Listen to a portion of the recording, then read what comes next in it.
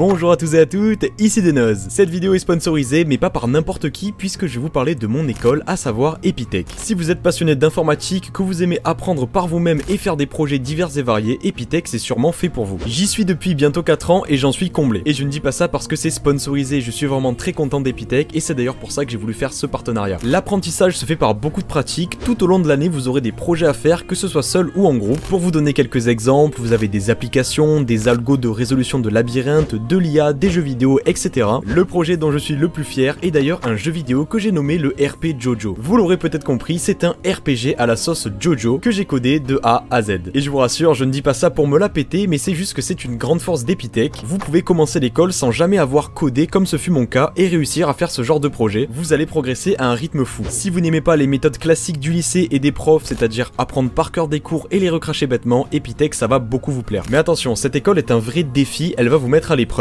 Je ne vais pas vous mentir, j'ai parfois beaucoup galéré, mais avec du travail vous pouvez toujours réussir. C'est une expérience qui m'a forgé et je ne peux que la recommander à ceux qui parmi vous sont passionnés par l'informatique. Surtout que gros point bonus, l'école a plus de 100 universités partenaires partout dans le monde, ce qui fait qu'en 4e année vous avez une année à l'étranger à peu près où vous voulez dans le monde. Par exemple ici c'est l'université dans laquelle je vais aller en Corée, Kim Young University. Je vous mets le lien de leur site dans la description. Vous avez également à votre disposition ce qu'ils appellent des coding clubs. Ce sont des sessions de code pour pouvoir tester un petit peu la pédagogie de l'école et voir si elle va vous intéresser. C'est un super moyen pour ne pas se jeter dans l'inconnu. Et vous avez également les journées portes ouvertes qui vous permettent de mettre les pieds à l'école et de ne pas vous lancer dans l'inconnu. Et compte tenu de la situation actuelle, il existe également leur version 100% online. Je vous mets tous les liens dans la description. Et si vous avez des questions, n'hésitez pas à me contacter sur Discord ou sur Twitter, ce sera un plaisir de vous répondre. Et le mot de la fin de ce partenariat, je le précise, oui, le diplôme est reconnu par l'État. Allez, bonne vidéo! Après cette longue intro, il est grand temps de commencer cette vidéo sur les marques et les publicités dans les animés. Alors quand je parle de marques et de publicités dans les animés, c'est au sens large du terme, parce que vous allez le voir, mais dans cette vidéo, on va parler de placement de produits, mais également de fausses marques qu'on pourrait retrouver dans les animés. On va également s'attarder sur des spots publicitaires, bref, il y aura un petit peu de tout, mais le thème général, ça reste les animés et les marques qui font des collaborations.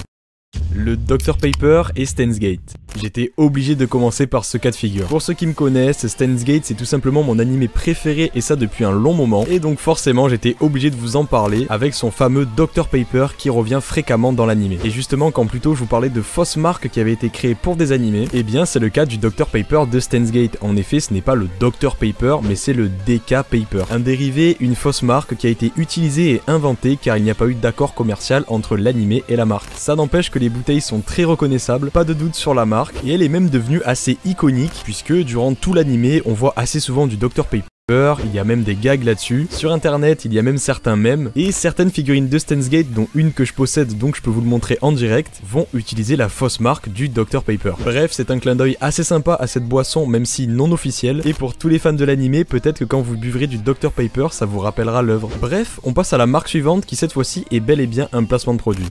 Jojo's Bizarre Adventure s'offre du Gucci. Alors cette collaboration, je l'aime particulièrement. Je vous arrête tout de suite, il n'y aura aucun spoil à propos de Jojo et vous n'avez ni besoin d'avoir avancé dans l'œuvre, ni même de l'avoir commencé pour comprendre l'histoire qui va découler de cette collaboration. Juan goes to Gucci, Juan qui va donc être le personnage principal de cette histoire et qui est un personnage que l'on a pu apercevoir déjà dans Jojo, voilà je fais quand même la précision pour ceux qui n'auraient pas vu Jojo, est un spin-off du manga Jojo's Bizarre Adventure, évidemment écrit et illustré par Araki, et petite particularité, ce dernier est sorti pour le numéro d'octobre 2011 du magazine de mode féminin de la Shueisha. Vous voyez que déjà on n'est pas sur un spin-off classique. L'histoire nous fait donc que suivre Rohan qui veut découvrir le mystère derrière le sac à main Gucci de sa grand-mère. En effet, ce sac a la capacité de faire disparaître des objets de valeur. Tous les objets que Rohan a placés à l'intérieur ont mystérieusement disparu une fois le sac fermé. Rohan se pose donc évidemment des questions et se rend à l'usine Gucci en Italie. Il va faire la démonstration à un artisan en plaçant un billet de 50 € puis un billet de 10 € dans le sac et ces derniers vont bel et bien disparaître. Rohan va alors demander à l'artisan s'il pouvait réparer son sac. L'artisan va accepter mais va quand même demander à Rohan s'il est sûr car il n'a peut-être pas réalisé le vrai but de ce sac. Mais bref, Rohan va ignorer cette déclaration et faire quand même réparer le sac. Si vous voulez connaître la suite, je vous invite à lire tout simplement ce spin-off. Je trouve cette collaboration totalement réussie. De 1 car Araki, donc l'auteur, s'est toujours intéressé à la mode et ça s'est toujours ressenti dans Jojo. Du coup forcément là c'est un univers qui lui parle et il n'a eu aucun mal à créer une histoire très intéressante entre une marque de maroquinerie et un manga. Et deuxièmement, le visuel de Jojo a toujours été d'un style assez particulier qui justement correspond très bien à ce monde de la mode et pourquoi pas dans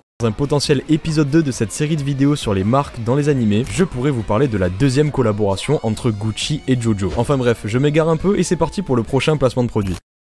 Le futur de Nissan dans Ghost in the Shell. Alors voici un placement de produit qui commence à être un petit peu ancien, celui de Nissan avec Ghost in the Shell, Standalone Complex Solid State Society. Et oui, j'ai galéré à dire le titre, c'est un film qui commence un petit peu à dater puisqu'il est sorti en 2006, et dans ce dernier, on a le droit à un partenariat entre le constructeur automobile japonais et Ghost in the Shell. En effet, les forces spéciales de police appelées la Section 9, pilotées de Nissan qui n'avait jamais été révélées au public auparavant. C'est donc à travers le film d'animation que le constructeur a fait découvrir ces deux modèles inédits. La première, c'est la Nissan Sport Concept et la seconde se nomme l'Infiniti Curaçao. On pourrait se dire que le partenariat s'arrête ici, mais il y a un petit détail qui a été rajouté et qui m'a fait bien sourire, c'est un jeu de mots sur la plaque d'immatriculation d'une des voitures. En effet, on peut y lire les chiffres 3923, alors que ce soit en français ou en anglais, ça ne veut rien dire. Mais en japonais c'était en réalité un petit jeu de mots puisque quand on prononce les chiffres en japonais on obtient Sankyu Nissan, autrement dit merci Nissan, et on peut comprendre ce remerciement parce que je pense que ce placement a été très bénéfique pour le film. Bref, je trouve ça sympa qu'ils soient allés un petit peu plus loin qu'une simple apparition de voiture et qu'ils aient rajouté un détail pour les plus attentifs. Pizza Hut envahit Code Geass.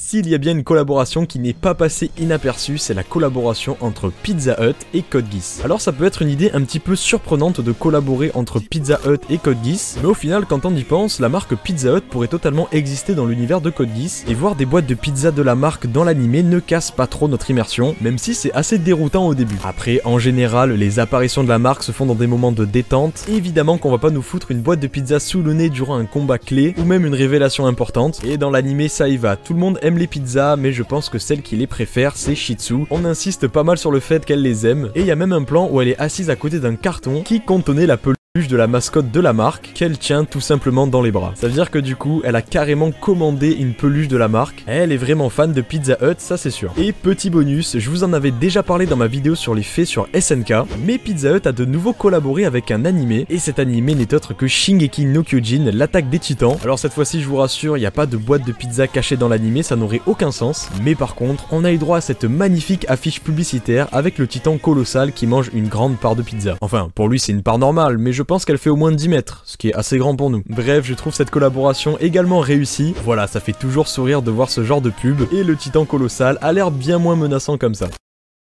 Dégustation de bubble tea dans The Great Pretender. Je vous prie d'ignorer mon accent anglais. Nous, ce qui va nous intéresser, c'est la petite apparition de la marque de bubble tea Ziale dans l'animé The Great Pretender. Voilà, je l'ai fait à la française, comme ça on est bon. Si l'apparition du gobelet est assez courte, elle est néanmoins très remarquable parce que sur les plans où elle apparaît, il n'y a pas beaucoup de détails, sauf le logo de Ziale qui lui est bien visible et a un niveau de détail plus élevé que ce qui l'entoure. Puis ensuite, évidemment, on a un gros plan dessus, et là c'est carrément impossible de le rater. La collaboration ne s'arrête pas à ce petit clin d'œil dans l'animé, puisque dans le magasin Ziale à Akihabara, ont été vendus des bubble tea spéciaux avec des stickers exclusifs, et ça s'est déroulé du 3 septembre au 17 septembre, et encore une fois, je trouve ça très bien que la marque aille plus loin qu'une simple apparition dans l'animé, et là pour le coup, il y a même eu des actions dans la vraie vie, on en redemande.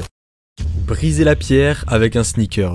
L'animé Dr Stone a fait la promotion des barres chocolatées Snickers durant un spot publicitaire de 30 secondes. On y voit le personnage principal Senku utiliser un sneaker pour pouvoir libérer un homme de la pierre. Et d'ailleurs cet homme ce n'est pas n'importe qui puisque c'est un acteur japonais du nom de Koki Kusanagi. Alors évidemment nous en France on n'a pas la ref, ou en tout cas je pense qu'on n'est pas très nombreux à la voir, mais ça doit faire bizarre comme ça de voir un acteur dans un animé qu'on connaît, je sais pas, genre Cadmerade dans One Piece ou Gérard Depardieu dans SNK. J'ai envie de chialer.